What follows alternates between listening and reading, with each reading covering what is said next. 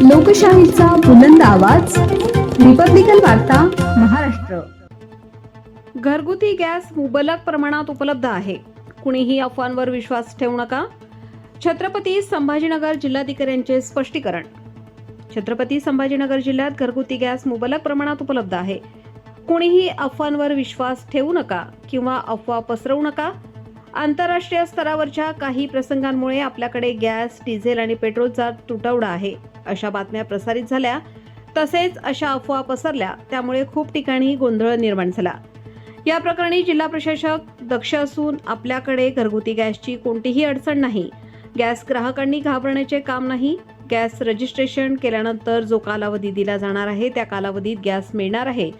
व्यावसायिकांसाठी असलेल्या गॅसची अडचण निर्माण झाली आहे, त्यांची सुद्धा अडचण दूर करण्यासाठी शासन स्तरावर तथा जिल्हा स्तरावर हा पुरवठा सुरळीत करण्यासाठी प्रयत्न सुरू आहेत। घरगुती गॅस वापरताना जपून वापरावे, म्हणजे गॅस सुरू करून विनाकारण वाया जाऊ नये।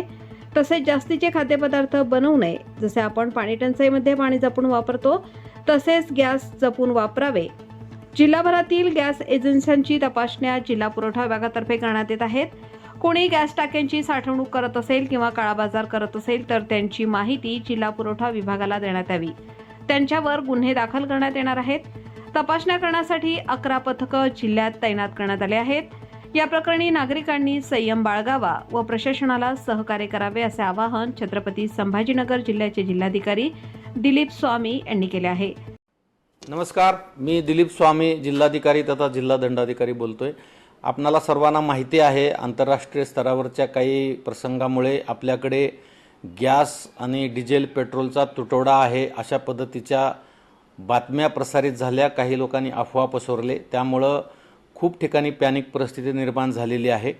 परंतु जिल्हा प्रशासन या संदर्भामध्ये दक्ष असून सर्वत्र तपासणी सुरू आहे। आपल्याकडे डोमेस्टिक म्हणजे घरगुती गॅस वापराच्या संदर्भामध्ये कुठलीही अडचण नाही आहे, त्यामुळं घरगुती गॅस ग्राहकांनी पॅनिक होण्याची कुठलीही आवश्यकता नाही आहे। आपणाला रजिस्ट्रेशन नंतर जो काही कालावधी दिला जाणार आहे त्या कालावधीमध्ये आपल्याला गॅस सिलेंडर मिळणार आहे। फक्त कमर्शियल गॅस उपलब्धतेच्या बाबतीमध्ये अडचण निर्माण झालेली आहे, त्याच्या संदर्भामध्ये सुद्धा शासन स्तरावरून प्रयत्न चालू आहेत आणि जिल्हा प्रशासन स्तरावर सुद्धा या संदर्भामध्ये विविध कंपन्यांशी बोलणे चालू आहे। परंतु घरगुती गॅसच्या संदर्भामध्ये ग्राहकांनी पॅनिक होण्याची आवश्यकता नाही। तथापि सध्याची टंचाईची परिस्थिती लक्षात घेता गॅस वापराच्या संदर्भामध्ये सुद्धा आपणा सर्वांना काळजी घेणे गरजेचे आहे। जास्तीचे पदार्थ तयार करणे किंवा गॅस वाया घालवणे किंवा बऱ्याच ठिकाणी गॅस चालू असतो आणि त्यावर काही शिजवलं जात नाही, अशा पद्धतीनं मोठ्या प्रमाणामध्ये गॅस बऱ्याच ठिकाणी वाया जातो। तर या सर्व बाबी आपण लक्षात घेऊन माझी सर्वांना विनंती असणार आहे की आपण पाणी टंचाईच्या काळामध्ये ज्या पद्धतीनं पाणी जपून वापरतो त्याच पद्धतीनं आता गॅससुद्धा आपल्याला जपून वापरावं लागणार आहे।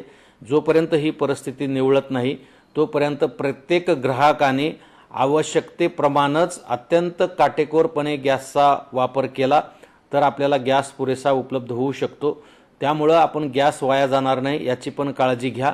संपूर्ण गॅस एजन्सीच्या तपासण्या आमच्या पुरवठा विभागाच्या टीम मार्फत तयार केलेल्या तपासण्या होत आहेत। जिल्हाभरामध्ये आपण 11 टीम तयार केलेल्या आहेत आणि कालपासून सातत्यानं या ठिकाणी तपासण्या सुरू आहेत। कुणी जर काही सावळा गोंधळ करत असेल, काळा बाजार करत असेल आणि त्याच्या पद्धतीनं काही साठे वगैरे करून ठेवत असतील तर तुम्ही जिल्हा प्रशासनाशी संपर्क करा, जिल्हा पुरवठा अधिकाऱ्याशी संपर्क करा। त्याच्यावर आम्ही तातडीनं EC ॲक्ट खाली कारवाई करू। परंतु या परिस्थितीमध्ये सर्वांनी थोडं संयम बाळगणे आणि प्रशासनाला सहकार्य करणं आवश्यक आहे, ते आपण कराल असं मी विश्वास बाळगतो। धन्यवाद। रिपब्लिकन वार्ता Maharashtra वृत्तवाहिनीसाठी Aurangabad Marathwada उपसंपादक Akbar Shah. Subscribe now and press the bell icon. Never miss an update.